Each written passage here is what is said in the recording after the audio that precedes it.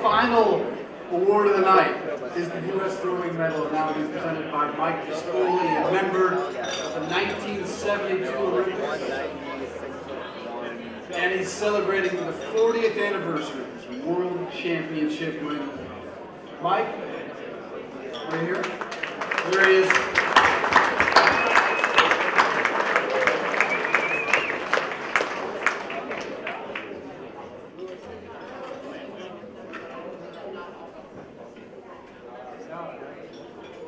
All right.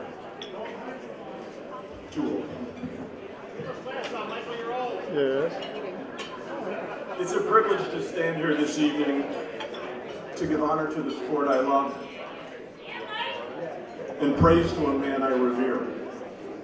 But first, I want to acknowledge U.S. Rowing and the NRF for all they do to nurture our sport. I commend our governing body for understanding the importance of honoring and recognizing those who have labored in the shells and in the launches to preserve and grow the pastime we all hold so dear. I'm here to introduce you to Tony Johnson, a man who has been one of the brightest beacons in the sport of rowing for more than half a century. Tony rowed for Charlie Butt Sr. in his high school career, and he rowed collegiately at Syracuse. Charlie was his mentor, and it was at Charlie's urging that Tony took his first coaching job. His coaching philosophy was shaped by Charlie, and it was honed by his competing at the international level. I had the great fortune of rowing for Tony at Georgetown, and I had the privilege of being his freshman coach at Yale.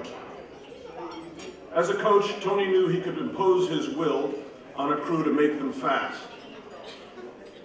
But that is not who Tony was. His experiences in the pair and the specific demands that that boat requires had taught him that rowers will only reach their fullest potential if they impose their will to go their fastest.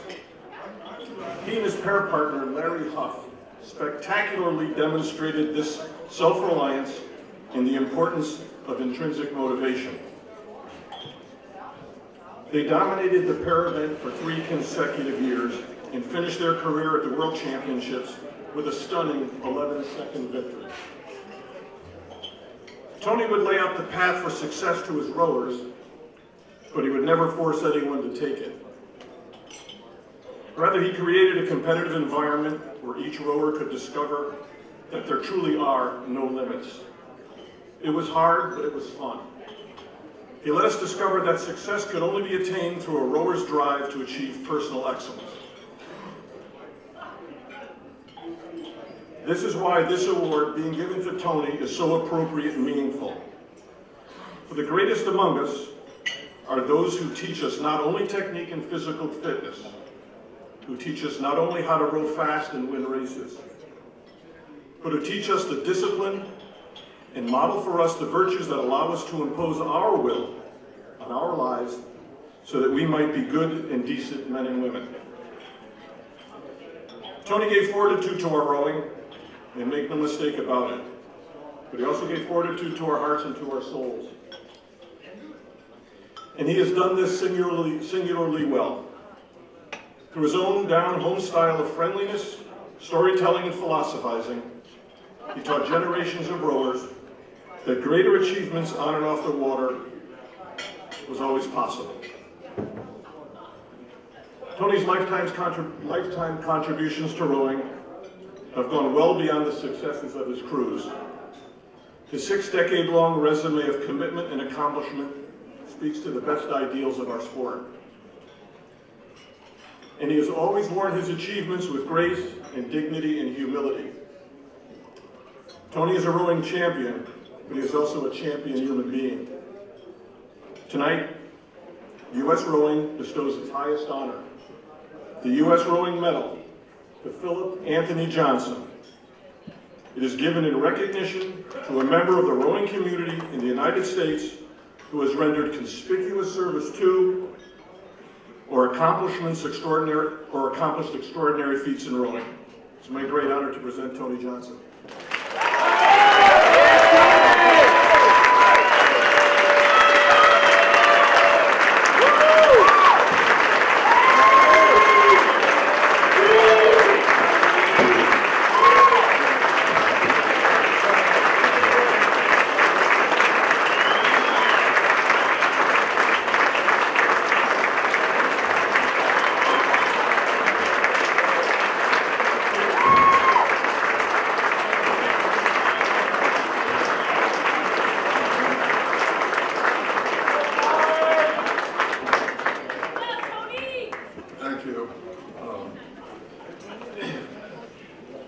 Thanks so much, Mike. That was very kind, and we go way back, as you could tell.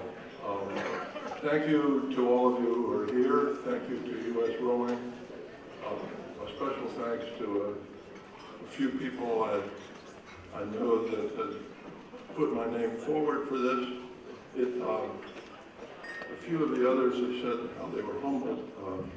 I am humbled. I did have, to repeat a little of what Mike was saying, I had the great fortune to start in this sport in high school with Charlie Butt, our young Charlie's father, and he was a mentor. One of the great things for all of us in this sport, first of all, is that we have the sport, and that we have crew, and that we found it. I know it's just been my great fortune, and I expect all of you to feel the same for you. We're so fortunate to find it. Charlie Butt was a mentor. I've had many great mentors, other teammates, competitors, coaches.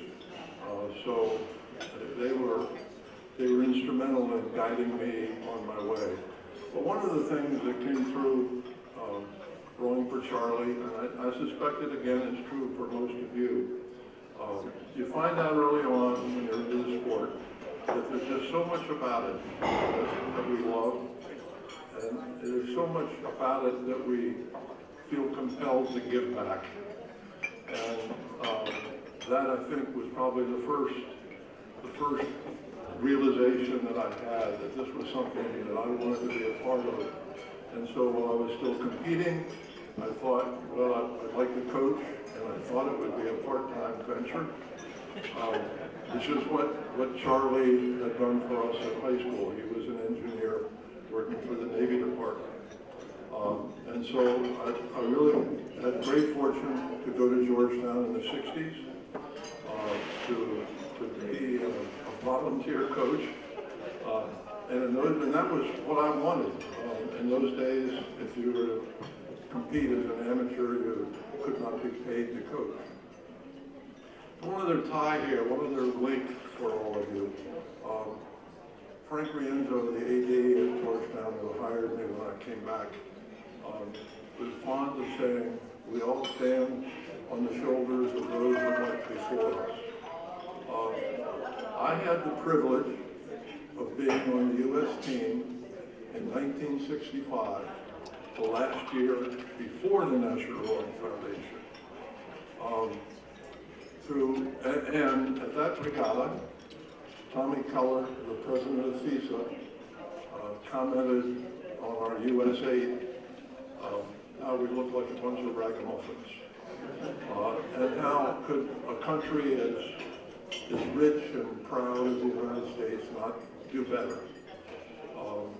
We did fine as a crew, but we were not funded anywhere near where we needed to be. And through the good fortune of Don Sparrow, Cy Cromwell, and I don't know who else, they got the National Rowing Foundation started. And one of the first people they found was Horace Davenport, and so Davy was a great friend for a lot of us.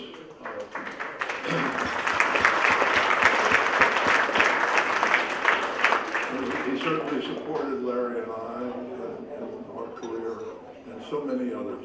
And now it's up to us, to you, and all of us to continue that and supporting the NRF and U.S. Rowing.